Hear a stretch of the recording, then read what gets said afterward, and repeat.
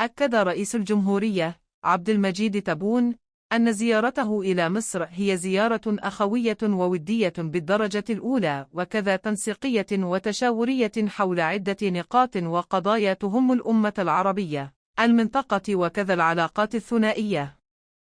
وأدلى الرئيس تبون عقب المحادثات التي جمعته بنظيره المصري بتصريح صحفي مشترك تطرق فيه الجانبان إلى واقع العلاقات الثنائية بين البلدين وكذا الوضع في غزة ولبنان وغيرها. وفي مستهل التصريح شكر رئيس الجمهورية أخيه المصري على حفاوة الاستقبال الذي حظي به هو والوفد المرافق له.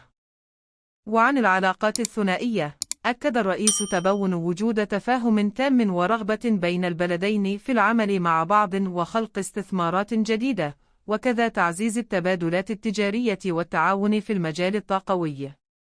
فيما يتعلق بالجانب الاقتصادي، شدد رئيس الجمهورية على أن الجزائر منفتحة على الشركات المصرية في مجالات البناء والهندسة، مشيرا إلى اهتمام الجزائر بالاستفادة من الخبرة المصرية في إنشاء المدن الجديدة والبنية التحتية.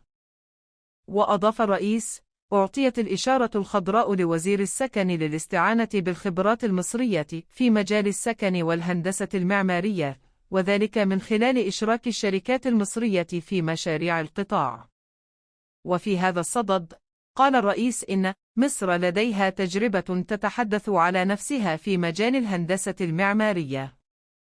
وبخصوص الوضع في غزة، عبر الرئيس على أسفه العميق للإبادة التي يعاني منها الشعب الفلسطيني في غزة، مشيدا بصمود الشعب الفلسطيني ورفضه للتهجير القسري.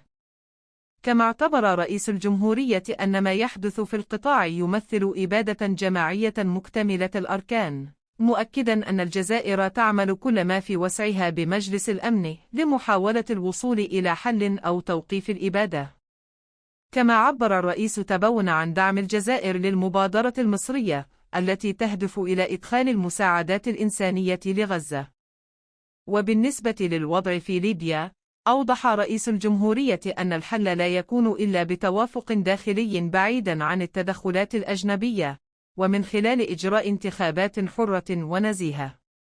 أما بشأن الأزمة السودانية، فقد أكد الرئيس أن الجزائر ومصر تدعمان الصلح بين الأطراف السودانية، وتتجنبان الانحياز لطرف على حساب آخر. كما عبر عن أسفه عن انزلاق الأوضاع في السودان نحو الفتنة، مؤكدا أن ما يحدث سيضر بالمنطقة ككل.